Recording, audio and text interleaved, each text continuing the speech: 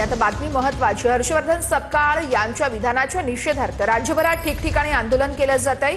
हर्षवर्धन सपकाळ यांच्या विधानाविरोधात नागपूर आणि छत्रपती संभाजीनगरमध्ये देखील आंदोलन केलं जात आहे। आणि ही दोन दृश्य आपण पाहतोय। नागपूरमध्ये सपकाळांच्या विरोधात आंदोलन, तर तिकडे छत्रपती संभाजीनगरमध्ये देखील हर्षवर्धन सपकाळ यांच्या विरोधात भाजप आता चांगलीच आक्रमक झालेली आहे।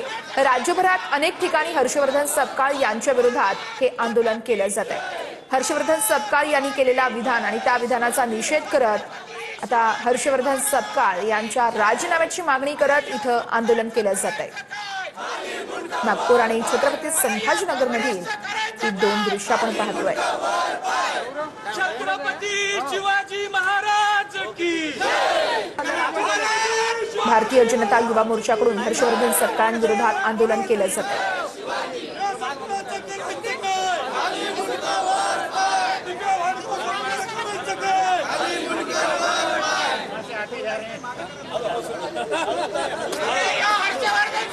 करू देणार नाही। आम्ही छत्रपतींचे मावळे आहोत। शिवजयंती या टिपू सुलतानला जोडे मारून, तुम्हाला जोडे मारून आम्ही करू, हे ध्यानात ठेवा।